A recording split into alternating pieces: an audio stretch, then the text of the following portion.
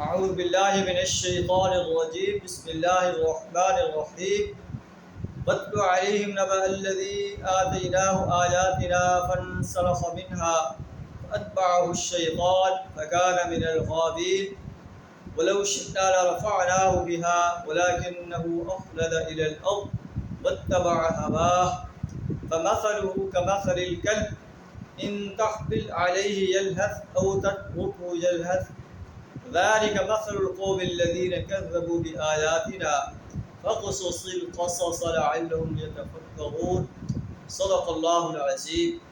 سورہ اعراف آیت نمبر 175 اور 176 آپ کے سامنے تلاوت کی ہے۔ ان آیات میں اللہ تعالیٰ بنی اسرائیل کے ایک عابد شخص کا جو ہے واقعہ بیان فرما رہا ہے۔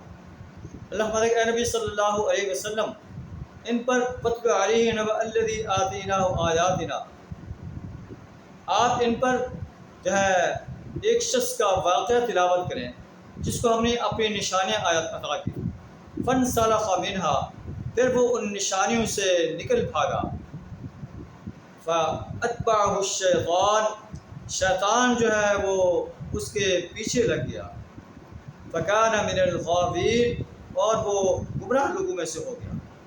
ولو شئنا لرفعناه بها، اگر ہم چاہتے تو اس کو بلندیوں پر لے جاتے، نیکیوں کی بلندیوں پر لے جاتے۔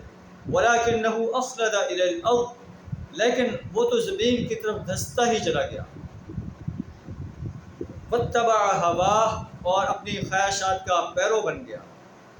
فمثله كمثل الكلب، اس کی مثال کتے کی مثال سی ہے۔ ان تحمل عليه يلهث، اگر اس کے اوپر بوجھ رکھو تب بھی ہانپے گا۔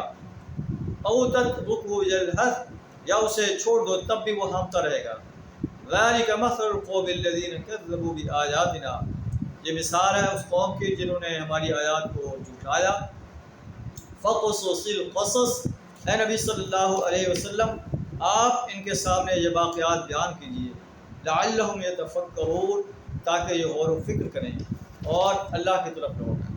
تو ان آیات کو مد نظر رکھتے ہوئے ہم بھی اپنے بارے میں سوچیں کہ ہم بحیثیت فرد اور بحیثیت قوم جو ہے اللہ کی نعمتوں کی کتنی قدر کر رہے ہیں، کتنا شکر ادا کر رہے ہیں۔ اللہ نے ہمیں یہ ملک عطا کیا تھا جس کے لیے ہم نے جو ہے وعدہ کیا تھا کہ اس میں پاکستان کا مطلب کیا، لا الہ الا اللہ، اللہ کا نظام قائم کریں گے۔ آج اتنا عرصہ ہو چکا ہے، ہم آج تک اپنے اس ملک میں اللہ کے نظام کو قائم نہیں کر سکے اور ہم زمین میں دھستے چلے جا رہے ہیں۔ دولت اور جو ہے دولت کی کثرت کے خواہاں ہیں، اس کے لیے ہر غلط کام جو ہے کرتے چلے جا رہے ہیں، لیکن اللہ کے دین کو غالب کرنے کے لیے ہم اپنا وقت نہیں نکال سکتے، اپنا مال نہیں پیش کر سکتے، اپنی جان پیش نہیں کر سکتے۔ تو ہمیں اللہ کی عدالت میں جو ہے جب اللہ ہمیں کھڑا کرے گا اور ہم سے ہماری زندگی کا حساب لے گا، اللہ کو کیا حساب ہے؟